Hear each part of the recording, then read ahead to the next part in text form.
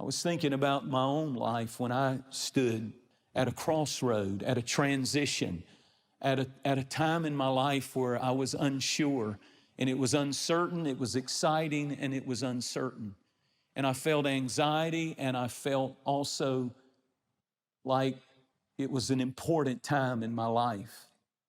And I remember I was in school, in college, and I was really seeking God the summer that I came home from school. I was seeking God, and the school was off, and I was saying, Lord, what's the big picture for my life? I was trying to figure out, am I going to be a teacher? I don't want to teach music. Am I going to be a performer? And I decided I was going to try to be a performer. And was practicing and all of that on the horn 5-6 hours a day. Somewhere during that summer, I just felt so desperate that something said to me, just fast for 3 days and put it on the altar. And if I were to be honest, I had a little nudging, like I knew I was supposed to preach, but I wouldn't even go there.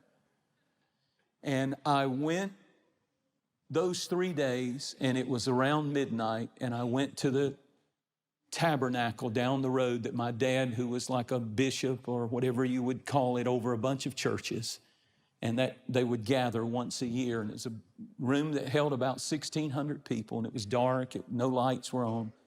I had a key. I went in, and I just prayed. It was almost midnight. I was so looking forward to midnight because I was going to be eating at 12:01.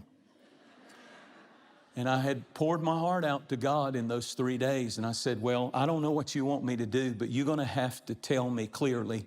I am willing to do whatever you want me to do, but you're going to have to tell me. And I'm telling you, around midnight, I heard the whisper of God deep in my spirit. And he said, I have called you to preach. Go preach and do what I've called you to do. And it was one of those moments. It was just a whisper. I didn't see it written in Technicolor. I didn't see graffiti on the side of the tabernacle. I didn't have an angel tap me. I didn't see the room light up with a glow. All I had was I was in his presence. I knew I was in his presence. And I had this gentle whisper that said, you're called. I chose you. You didn't choose me. Go. I began to preach, and God began to help us as me and my brother traveled all over the nation. Then on another occasion, a few years later, talking about the whispers of God. He never yelled at me, just whispers. And I was in a situation where I was a single now by myself. And I was living in Tennessee. And I preached, and I met a girl named Sharice Swilly. And we began to date, and God didn't have to yell on that one because I was able to hear the whisper, but I used my eyes too, and I liked what I saw. And I fell in love with her, and at some point,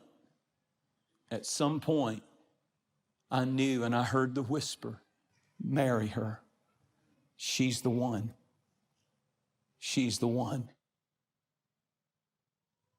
And I don't know what I would have done without Sharice. It's a little funny with her sitting down here on the front, but it's just the truth. I don't know what I would have done without that whisper. And we've been through a lot, but we go through it together.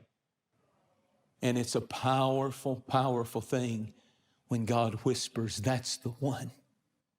And the Lord told me to tell every single person under the sound of my voice, wherever you're listening to this, for every single person who desires it, there is a whisper coming in your future.